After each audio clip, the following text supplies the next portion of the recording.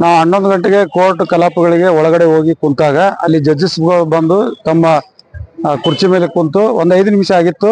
ಅಷ್ಟೊತ್ತಿಗೆ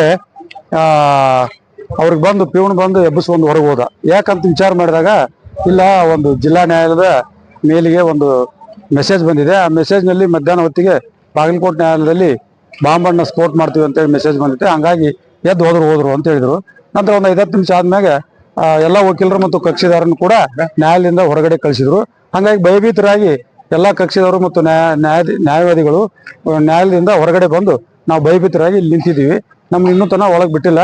ಪೊಲೀಸರು ಬಂದು ಶ್ವಾನದಳ ಮತ್ತು ಪೊಲೀಸರು ಸಿಬ್ಬಂದಿ ಎಲ್ಲ ಬಂದು ತಪಾಸಣೆ ಮಾಡಕತ್ತಾರ ಅಂತೇಳಿ ಹೇಳಕತ್ತಾರ. ನಾವು ಈ ಕಡೆ ನಿಂತೀವಿ. ಮುಂದೆ ಏನಾಗತ್ತೆ ನೋಡ್ಬೇಕಾಗಿತ್ತು. ಅಲ್ಲ, ಎಲ್ಲಿಂದ ಬಂತು, ಅವರನ್ನ ಯಾರು ಅನ್ನೋದನ್ನ ಪತ್ತೆ ಹಚ್ಚಿ ಅವ್ರ ಮೇಲೆ ತನಿಖೆ ಮಾಡಿ ಅವ್ರ ಮೇಲೆ ಕ್ರಮ ತಗೋಬೇಕು. ಸರ್ಕಾರ ಎಚ್ಚೆತ್ಕೊಂಡು ಸರಿಯಾದ ಭದ್ರತೆಯನ್ನ ನ್ಯಾಯಾಲಯಗಳಿಗೆ ಕೊಡ್ಬೇಕಂತ ಒತ್ತಾಯ ಮಾಡ್ತೀವಿ.